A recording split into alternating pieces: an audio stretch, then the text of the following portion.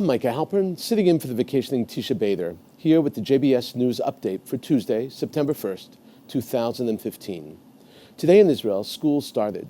The numbers are impressive. 2 million students, 157,000 first graders, and 166,000 educators. Schools almost always starts on September 1st. F. Glenn Miller, Jr. was convicted for the April 13, 2014 murder of 3 people at the Jewish Community Center and the Shalom Village Retirement Community in Overland Park, Kansas. His sentencing is scheduled for October. The largest supermarket chain in Luxembourg has just joined the boycott against Israeli products. The Cactus supermarket chain has said that until it can be proven that a product is not produced in the West Bank, the product from Israel will not be sold in their markets. The chain said that it was easier to do business in this way than to suffer the inconvenience of the protesters and their impact on the shoppers. Cactus management said that they use very few Israeli products anyway. On the other hand, they also followed up by saying that they would continue to sell the popular Israeli-produced SodaStream, which is produced on the West Bank, and other equipment that compose a larger percentage of their sales. Luxembourg is a tiny country of about 500,000 people, with a GDP, a gross domestic product, of about 53 billion. In Iran, the Iranian leadership had decided to mimic the United States and have a parliamentary debate and vote on the famous nuclear deal. But the other day, President Hassan Rouhani announced that he opposed the vote. The Iranian president told a news conference that the agreement is not a treaty and does not need either vote or debate. Rouhani said that it was an understanding between the parties. If it is voted upon in Parliament, he said, that would mean that the agreement would have legal obligations in Iran that would not be advantageous. In other words, there would be an internal legal issue if Iranians violated the agreement.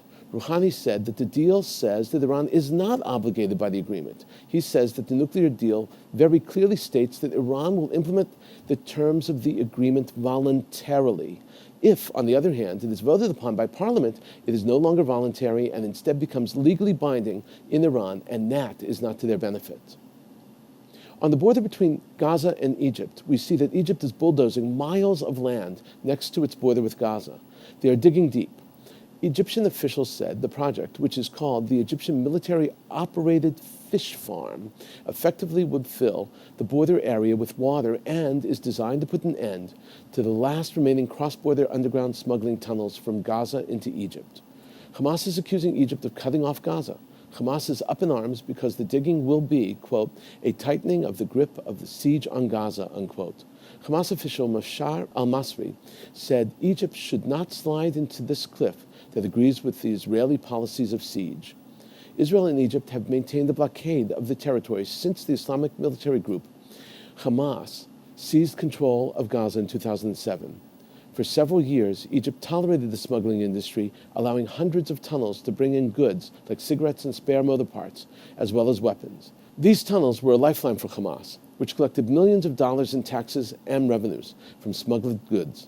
They continued to thrive after a long-time autocrat, Hosni Mubarak, was ousted in 2011, and Islamist Mohamed Morsi won the country's first free election.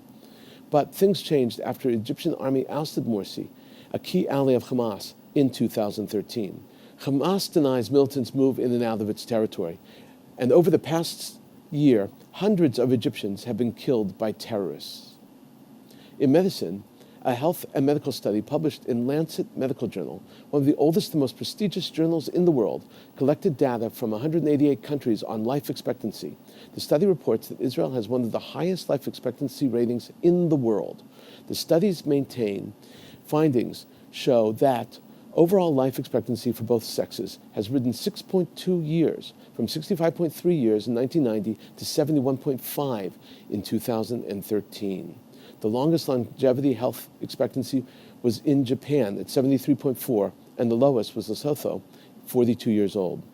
Israel is the 6th from the top, averaged for both sexes.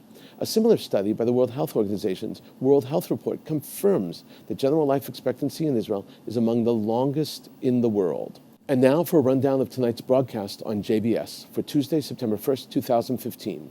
Immediately after this JBS News update at 6:30 is In the News with the Executive Director of Washington Institute, Robert Satloff.